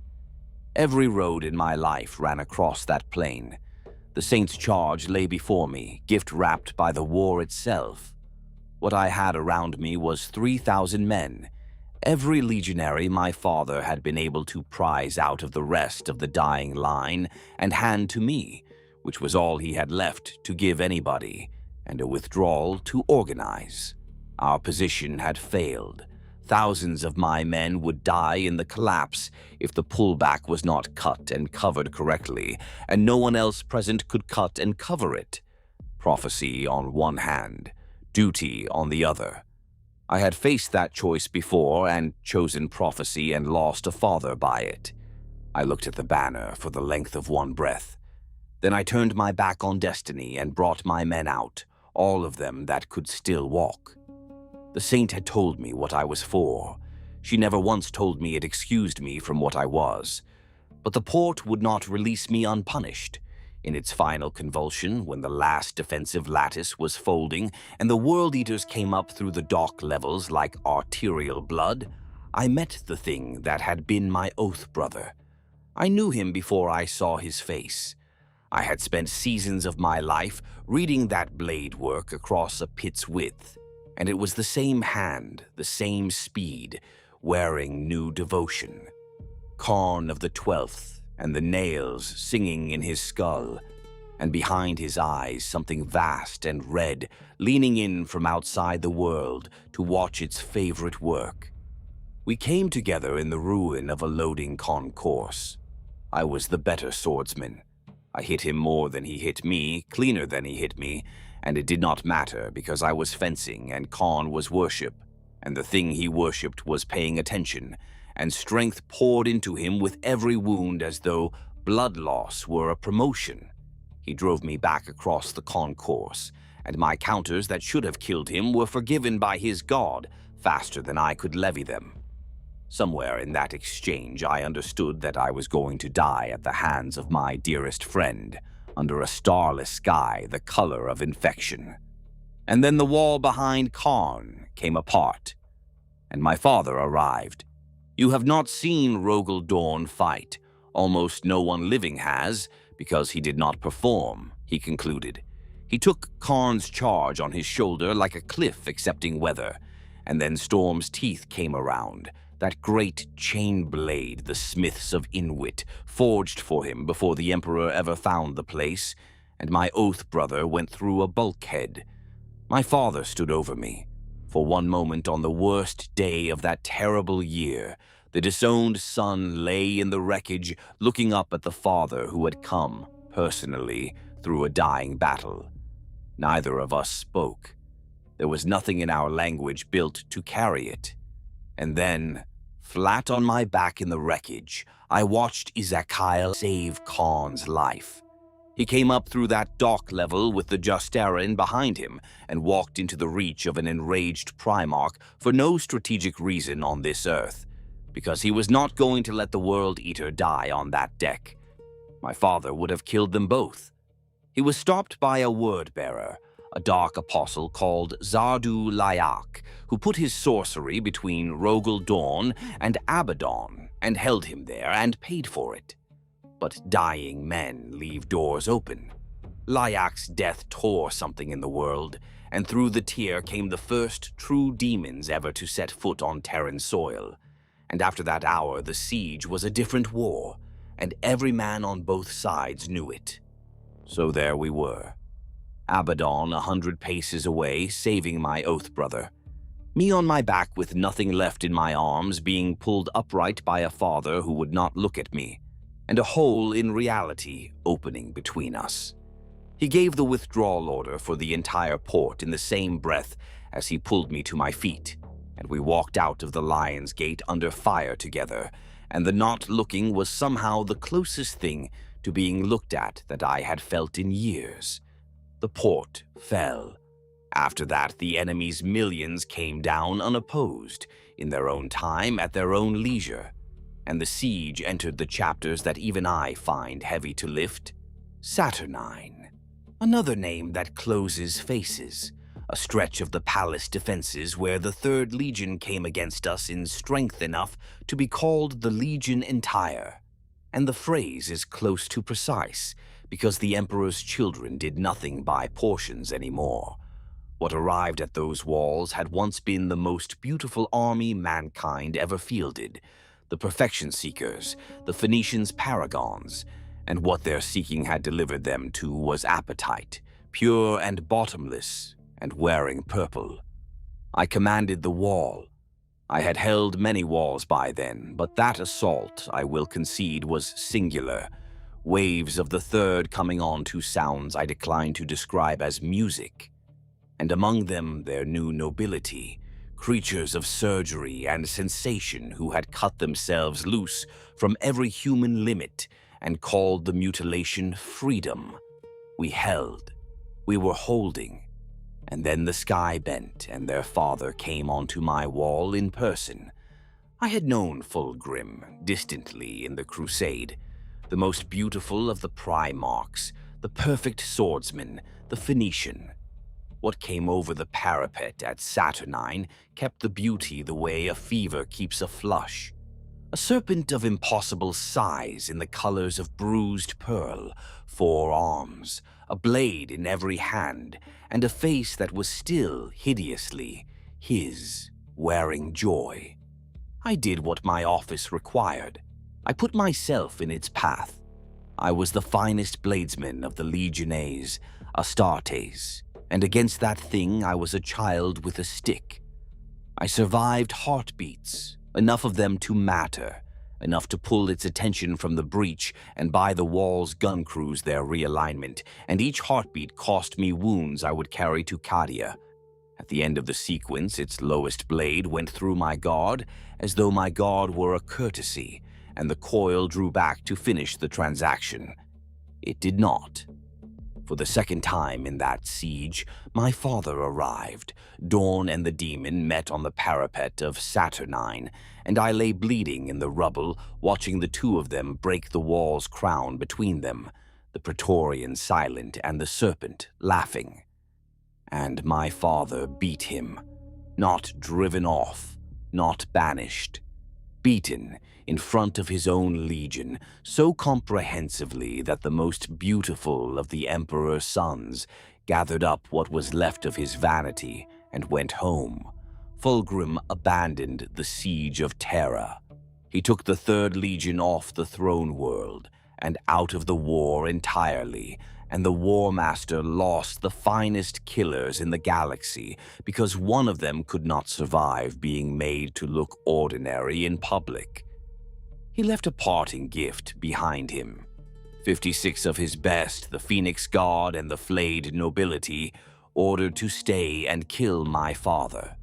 So father and disowned son held that breach together side by side, blade and blade, and we killed all 56 of them. No word passed between us, and none was needed, because some sentences are better written in other men's blood. Their Lord Commander Eidolon came at me in that press, the screaming one, the twice alive, and I took his charge and turned it, and threw him bodily from the walls of the Imperial Palace, and I am told he survived the fall, which I regretted then and stopped regretting later, for reasons that belong to another man's saga. The breach held, Saturnine held. My father walked away into the war without looking back, and I lost more blood on a stretcher than most heroes own. It was after Saturnine that he summoned me. A cell of a room deep in the Bab Bastion, maps on every surface, the grinding of the siege coming through the stone like weather. I expected orders. I received instead a reclusiarch and rights, and a suit of armor the color of a void with the light shut out, and my father's voice explaining in the flat tone he kept for load-bearing truths what I was now to become. The enemy had champions, he said, things elevated by their obscene patrons, walking arguments sent to break the defender's spirit, one duel, one atrocity, one impossible slaughter at a time.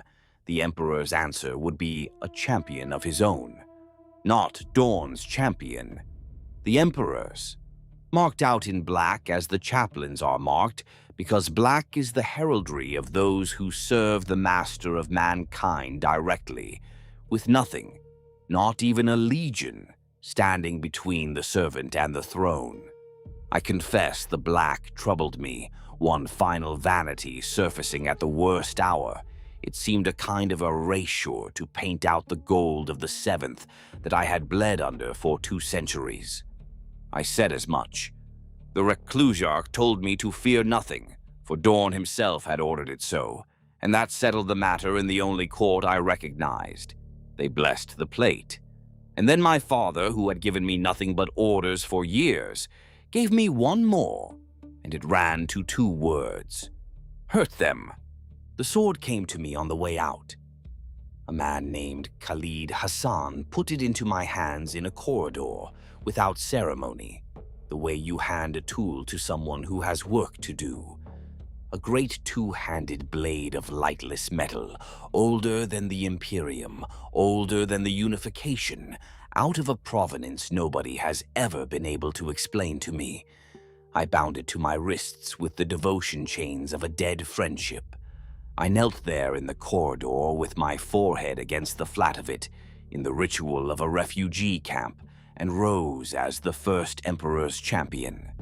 And then I went out and did what I had been told. The enemy sent its elevated things against our lines, traitors and pit lords and demon-ridden captains, each one a masterpiece of some patron's investment. Indras Arquetta of the Sons of Horus was one of them, and the chaplains wrote his name down, and I did not. I met them in the ruins and the breaches and the shield wall gaps, one after another, and I unmade them. Word of the Black Knight on the walls began traveling through the enemy host, the way my name had once traveled the dueling floors. The chaplains kept a tally. I never asked for the number.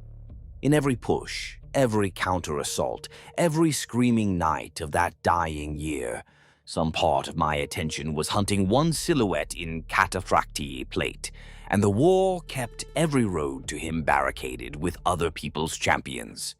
While I was busy answering arguments, the Eternity Wall spaceport was being written off. My father had nothing left to send it, and did not insult anyone by pretending otherwise. The commanders holding it understood exactly what that meant, and they did not evacuate, because their soldiers could not be evacuated, and they would not leave without them. Kamba Diaz was there. The same Kamba Diaz who had held the ammunition vaults of Mondus Gamma at 100 to 1 and got the Legion's war gear off Mars. He died on a bridge called the Pons Solar, killing traitors in scores, refusing to take one single step backwards. And when Angron himself walked onto that spaceport and demanded its surrender, in one of those rare hours when the nails let him think, a mortal general named Neboron answered him by turning the port's own gun batteries on him and blowing a Primarch to pieces. Mortal men with no gene craft and no armor worth the name dismantled a son of the Emperor with artillery. It changed nothing. Angron gathered himself back together out of the wreckage and killed every one of them. He came looking for me. Karn of the 12th walked out of the burning of the palace and challenged the Emperor's champion to a rematch, and I gave him one. What the spaceport had left of him, the months had finished. The equerry who once talked his brothers back from madness was gone entire, and the thing wearing his face killed friend and foe alike on the way to me. And its blade work had shed every discipline we ever traded across an iron circle, and kept only the hunger. And here is the part that still finds me. He was trying to reach me. Through all of it, between the strokes, he worked at me the way a man works at a locked door, snarling, taunting, laughing, trying to make me angry, trying to make me anything at all. He had come looking for the man he once bound a chain to in the belly of the Conqueror. And there was nobody home. I fought him with a face like a shuttered window, and I watched that frighten him, and I did not stop. I fought him to a standstill, and then I cut him down. And in the last of it, with the nails finally quiet, my oath brother had one clear moment left, and he spent it on me.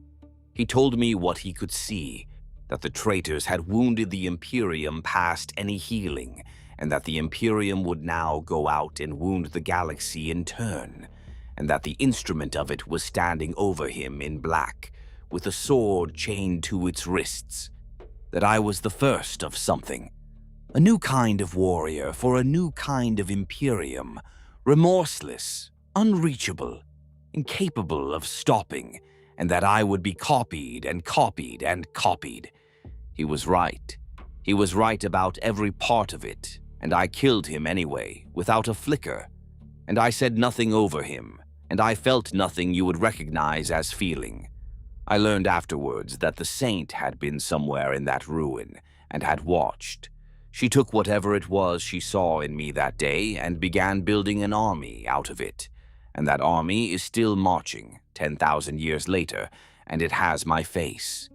They tell me his legion found him after, that some ember of him crawled on into the ruin of the centuries, that a thing with his name still kills for the blood god out in the dark. I believe it, but the man died on the throne world, and of everything I have had to carry since, that one thing alone I never learned to pick up without stopping.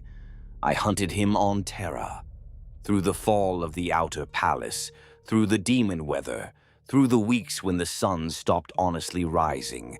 I hunted the War Master's heir day upon day and night upon night, and I never reached him.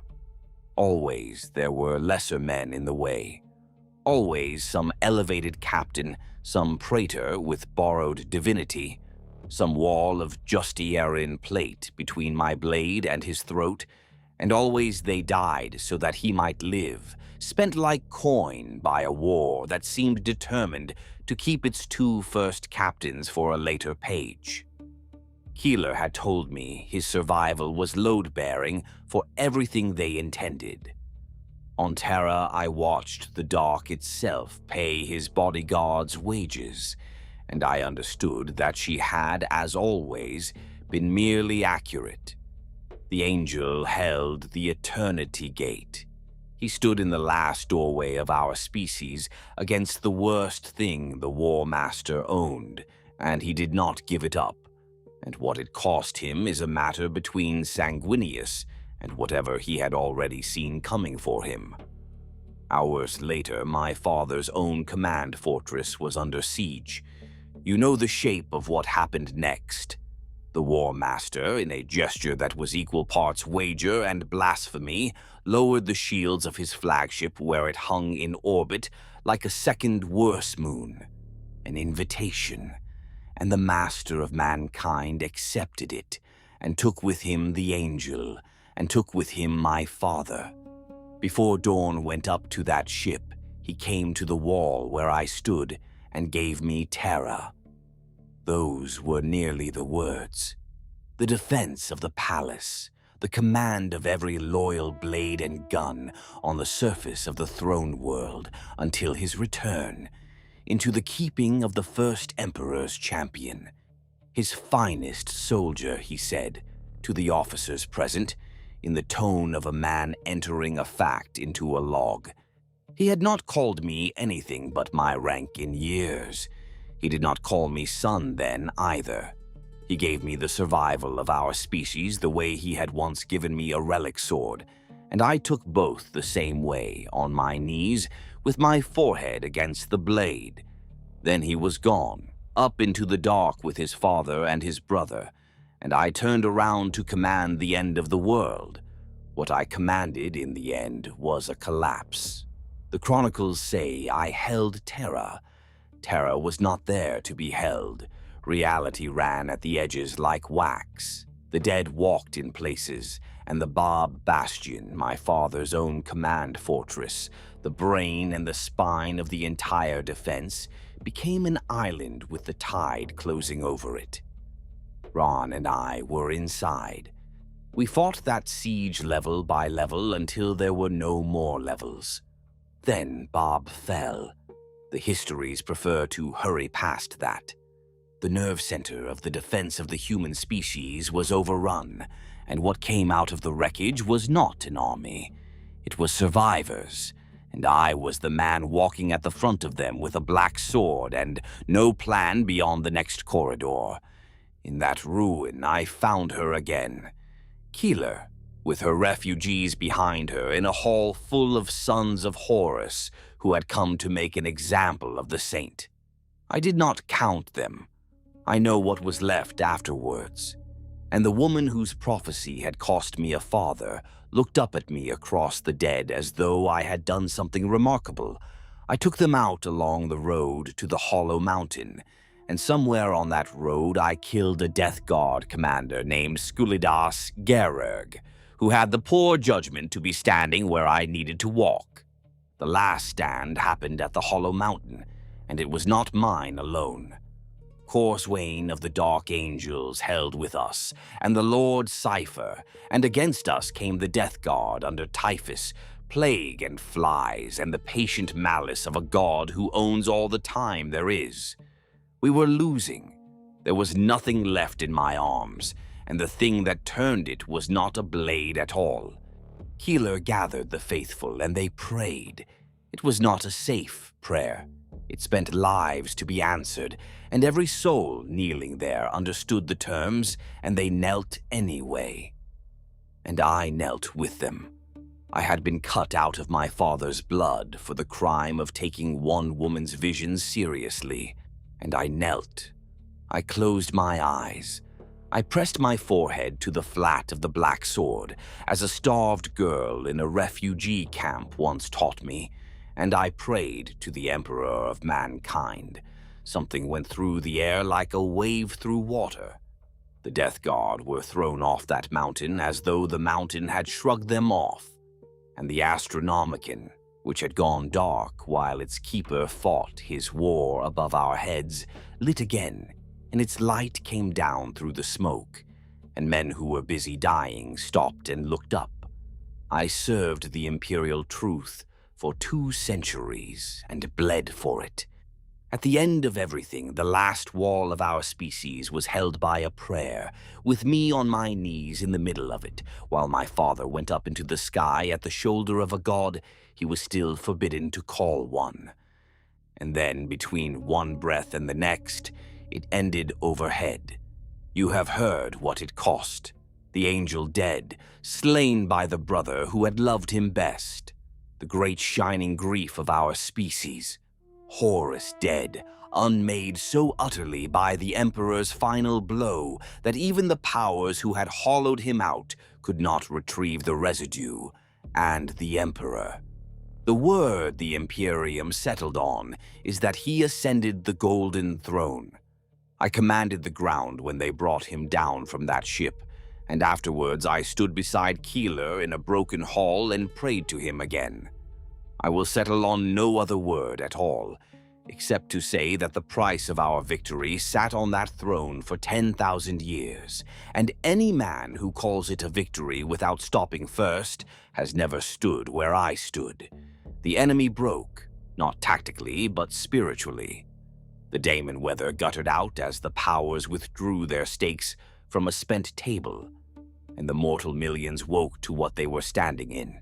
The legions, the 9 proud legions of the War Master, came apart into a shrieking, burning, planet-wide rout, every war band for itself, clawing up the gravity well for any hull that would carry them into the dark.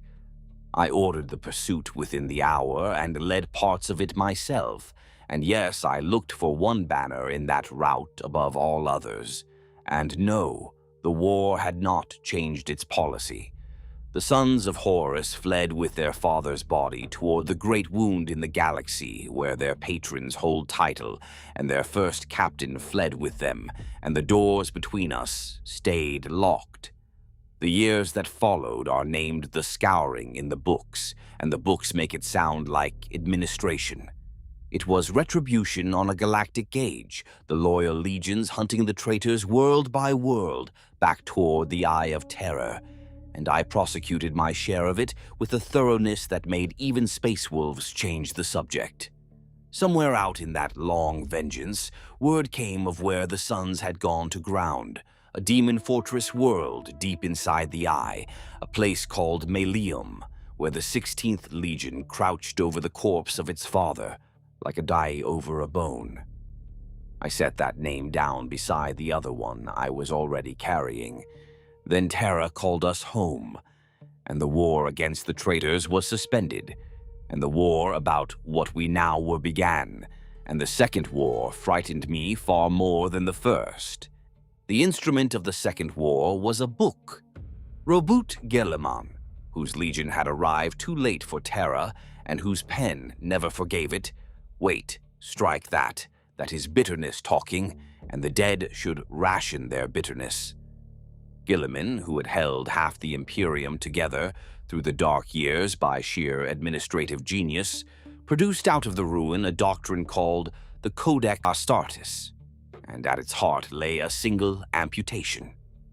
Never again would one man command a legion.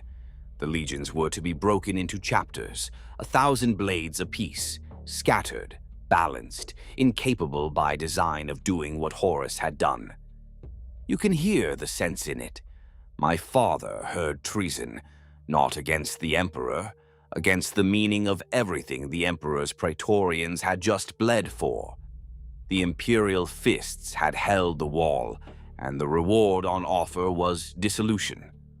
Rogal Dorn said no with the full weight of a Primarch who had earned the right to say it, and for a period I do not enjoy remembering, the loyal victors of the greatest war in history stood at the edge of fighting one another over the shape of the peace. Russ stood with him, and Vulcan. Korax and Jagatai stood with Gilliman. And the Imperial Navy, the fleet my father's walls had saved from extinction, fired on Imperial Fist's ships. That is what the peace was worth. There were words said in council that would have been duels in the Crusade years. The Imperium the Emperor built nearly died in its cradle not from chaos, but from constitutional theory, and the men who whisper that my father was almost declared traitor in those seasons are not lying, and I stood at his shoulder through all of it with my hand consciously far from my hilt. Then he gave in, not in council and not anywhere a witness could record it. Somewhere in those seasons, Rogal Dorn read the book through one more time, decided that his brother was right, and then did the most Dornian thing in the history of our species. He accepted that the Legion had to die, and he decided it would not simply be dismantled.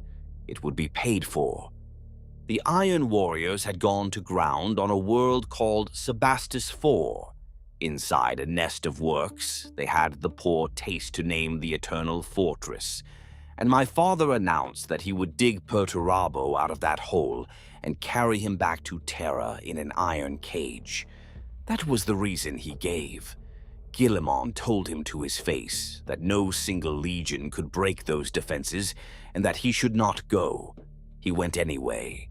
His own legion and nobody else's, and none of the planning that had been our entire religion for 2 centuries. Rogal Dorn did not make errors of that shape. He made a decision. The 7th trains its aspirants in a device called the Pain Glove. It teaches a boy that agony is not a wall, but a corridor. My father put the whole legion into the Pain Glove. He built one out of Perturabo. We were bled. We were nearly broken. The Ultramarines came and dragged what was left of us out of that murder maze, and Gilliman's charity cost my father more than the wounds did. Hundreds of our brothers stayed on Sebastus IV forever. What walked off that world was a hard, thin, cauterized thing with no strength left to argue and no desire to, which was, of course, precisely the intention. Then Rogal Dorn broke his legion with his own hands as the Codex required, and not one of us raised his voice against it, because there was nothing left in any of us to raise. Into the Imperial Fists, the chapter that kept the name and the gold. Into the Crimson Fists under Alexis Pollux, the hero of Fall. Into others besides, each carrying away some splinter of what we had been. And into one chapter more. He gave the last of it to me. The Zealots, the true believers, the brothers for whom the Emperor had stopped being a ruler somewhere on the walls of Terra and become something the Imperial truth had no license for, the ones the quartermasters of the New Order eyed the way camp authorities eye a gang that prays. They wore my black and my white already, half of them in imitation of the champion of the siege. Sigismund's men, the Legion called them, not always kindly. The new Imperium was a nervous animal, and it looked at the most fervent sons of a Primarch who had nearly defied the Codex, and its suspicion was a fuse looking for powder. So I cut the fuse in the only way available. Before the High Lords and the assembled powers, I swore the oath that founded the Black Templars, that we would take the Emperor's war outward and never cease, that we would leave Terra and hold no world, build no kingdom, accept no rest, but crusade against his enemies until none remained, which is to say, forever. I had finally put my own prophecy into armor and given it a fleet, an act of supreme faith, the diplomatic histories call it, made to quell suspicion. It was also simply what I was. My father and I parted without ceremony, because ceremony was never our language. He inspected my fleet the way he inspected fortifications. He corrected 2 deficiencies in the escort screen. He gave me no absolution then or ever, and I say that plainly because softer generations keep trying to write a reconciliation scene into the gap. Some clasp of wrists, some unbending at the last. There was none. I had spent his trust, and the sentence stood, and the sentence standing was, if you understand us at all, itself the respect. What he gave me instead was a duty, and his back as he walked away, and from Rogal Dorn, a duty was the warmest word in the vocabulary. I took my Templars out from the throne world past the wreck fields of the Solar War, and I performed Thera's ritual at the Mandeville Point with 10,000 kneeling behind me, and the Eternal Crusade began. We crusaded. We broke traitor holdfasts the Scouring had missed, and Xenos empires the Crusade had never reached. Through the scald reaches, down the corpse-lit spiral of the sepulchre worlds, and my chapter grew its customs around my scars like a tree growing around iron. The chained blades, the oaths of moment, the black armor of a champion chosen before each war. Boys who had never seen Terra knelt with their brows against their swords and could not have told you why, and I never explained. And I had begun, quietly, to be old.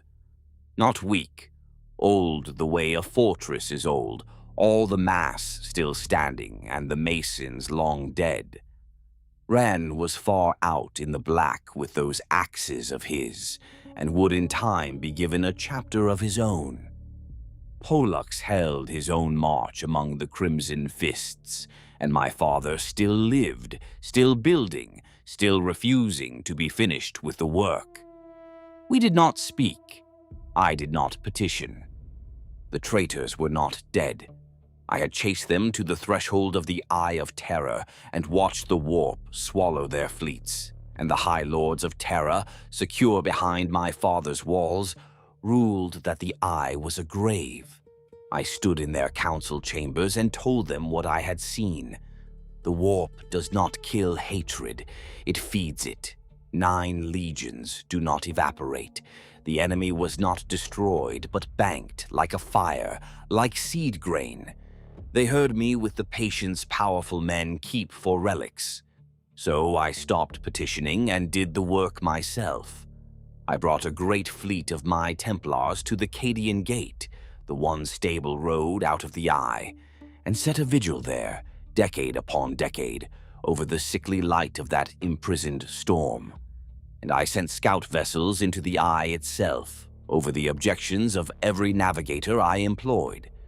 Most came back with madness and static. One did not come back at all. It went down on a world deep in the storm, a fortress world of black iron and worse. Melium. And the name I had been carrying for 700 years turned over and looked back at me. And then, at last, after a vigil longer than most imperial dynasties, the Eye opened its hand. They came out in strength, a war fleet vomited from the storm into the Cadian Gate, and the ships were the ships I had hunted across the scouring, hulls I could name from silhouette alone, but the liveries had changed. The sea green of the sons of Horus was gone, burned off, painted over, every vessel and every warrior clad in lightless black, and the name that came with them across the Vox, in that first raw exchange of hails and fire, was new as well, the Black Legion. He had even taken my color. I noted it the way I note such things once, precisely without comment. And I gave my Templars the order they had been born for, generation after generation, without ever knowing if it would come. The books would later call it the First Battle of Cadia and the First of the Black Crusades, and the beginning of what the enemy themselves call the Long War. For me, it was simpler. It was the appointment, kept at last. I was more than 1,000 years old. Age had done to me what siege does to a wall, and I burned regardless, because purpose is a fuel that does not care what it is stored in. My father came to that war as well, and I did not know it until afterwards, and afterwards is a place I now live. The Phalanx was far away, tied down shadowing an Eldar craft world that had chosen precisely that season to become interesting, so Rogal Dorn could scrape together 3 companies of Imperial fists to throw at a crusade fleet whose numbers had stopped being a quantity and become a weather system. He threw them anyway. He drove his own ship into the flank of a great enemy battleship called the Sword of Sacrilege, and boarded her, and cut toward her bridge, and that is the last that any living man saw of the Praetorian of Terra. They recovered his hand. Nothing else came back. My legion's sons believe to this day that he is not dead, only elsewhere, and I will not take that from them, though I have been on this side of the wall a long while now, and I have not seen him. So we ended in the same war, he and I, a few tides apart, still not reconciled, still owing each other nothing but the work. He gave me a wall to hold. I held it. The Void battle was vast. Boarding actions ran through both fleets like fever, and he came for me, personally, cutting through my ship toward my banner, exactly as I was at that hour cutting toward his.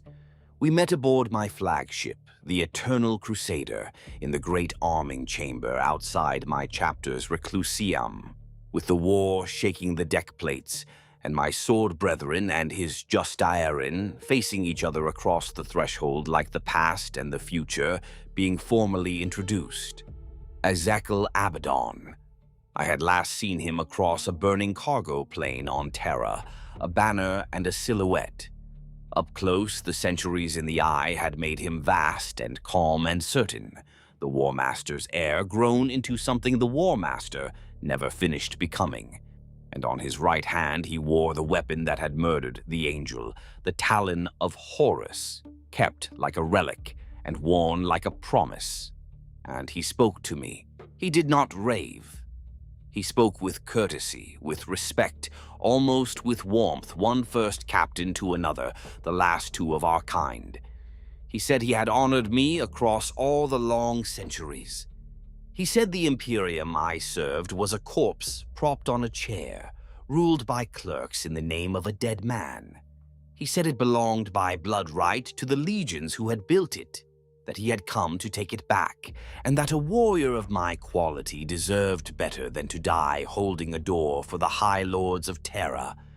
He offered me a place in what was coming. He meant it. Ezekiel Abaddon stood on my deck with the talon of Horus lowered and meant every word of it, and I have never told that to anybody. For a moment the chamber was very quiet, and 1,000 years of war waited on my answer. I gave him the only one I had. I told him he and his kind had sworn oaths to the Emperor and broken them, and that oath-breakers own nothing, build nothing, inherit nothing, and are owed nothing but the edge. He kept talking. He was still hoping to spare me, I understood later, in whatever chamber of him still kept accounts from the old crusade. So I gave him the last words I ever spoke that were not a curse. "You are still talking, Ezekiel. Do I look as though I am listening?" Then I did a thing that puzzled his warriors and none of mine. I unhooked the sword of the High Marshals from my side, the blade of my office, the relic of my chapter, and I gave it into the hands of my sword brother, Malvor, and I ordered him from the chamber. He went because my Templars do not question. But I saw in his eyes that he understood, and that carrying that sword away was the hardest order he ever obeyed. The office would need its blade. The office was about to be vacant. What I kept was the black sword, chained to my wrists with a dead friend's gift, the blade of the champion, because I was not going to my last fight as a high marshal. I was going as what Keeler had named me, the Emperor's argument, one final time. We fought. I will not give it to you stroke by stroke, because the telling would take longer than the fight did, and the fight took a very long time. He was in his prime, and that is not a figure of speech. The eye keeps its favorites young. Centuries had walked across my body, while barely a season had walked across his, and even so, for a long while, neither of us could find a way through the other, because my hands still remembered everything they had ever been taught, and had forgotten none of it. Then my body delivered a message it had been drafting for 100 years. I was old, I began to tire, and he did not, and his assault did not slacken, and I understood in the flat and unhurried way that such things arrive, that time had run out, and that I was going to die on that deck. The only question remaining was whether I would be taking anything with me, so I lied to him, not with words, but with the one asset that time cannot audit. He knew my legend, and my legend does not step backward. No imperial fist takes a backward step, and in more than 1,000 years I never had. So I faltered. I stepped back. One step, the first of my life, the last of my life. An old man's step, with an old man's opening behind it. And Ezekiel Abaddon, who is a great warrior, and was in that instant only a warrior, took the gift the way a wolf takes a throat. He came in to finish me, and the opening closed like a trap because it was won. Everything I had left in this galaxy went through the center line in one stroke, and the black sword of the first Emperor's champion went through ceramite, through fused ribs, and buried itself in the chest of the War Master of Chaos. It was not enough. The blade missed his hearts by the width of a prayer, and I had no second stroke, because the price of the first had been every defense I owned. The talon of Horus took its payment. He tore me in two. You do not need the anatomy of it. There was very little pain, which disappointed me obscurely, and the deck came up, and my sword stayed chained to my wrists, even then, especially then, and Thera, the bar, never left my hands. I held on. He knelt over me, Abaddon, with my sword still through him, and his own blood sheeting the black of his plate, and he said, with what I judged to be entirely genuine regret, that he was sorry it ended so, and that I could rest now. Rest. He offered me rest, as though rest were a thing I had ever wanted, as though I had not spent 1,000 years building an entire chapter out of the refusal of it. So I spent my last breath correcting him. "You will die as your weakling father died," I told him. Soulless, honorless, weeping, ashamed. And I watched the words go in deeper than my sword had, and then I was done, and the war, for the first time in a millennium and more, went on without me. He honored me in his way. No desecration, no trophy rack. He had my body and my sword carried aboard a captured ship of my own chapter, a vessel named the Valorous Vow. He filled her databanks with every pict and every recording of the battle that had killed me, crewed her with slaves, and pointed her at Terra. It was a declaration of war, and I was the envelope. And into the flat of the black sword, laid across my chest, his sorcerer Kion cut 3 words for the High Lords of Terra to read. "We are returned." That was my funeral announcement, and the announcement of everything since. 10,000 years of Black Crusades hurled against the walls I built. He still carries the scar, the one wound in 10 millennia that nearly ended him, dealt by an old man he was trying to spare. Let him carry it. My curse is patient, and it is going where he is going. As for me, ask any Black Templar still crusading, every High Marshal renewing my oath across 100 lifetimes. No pity, no remorse, no fear.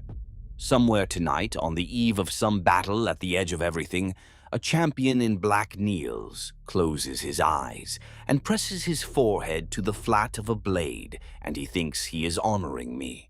He is honoring a girl with an iron bar, in the dust of a camp on old Terra, who taught one trembling boy the whole of war, and never once explained herself. Stand where standing must be done. Hold on to the iron. And when they ask you if the war will ever end, tell them a dead man answered that already. And in 1,000 years and more, and in the 10,000 since, he has never once been wrong.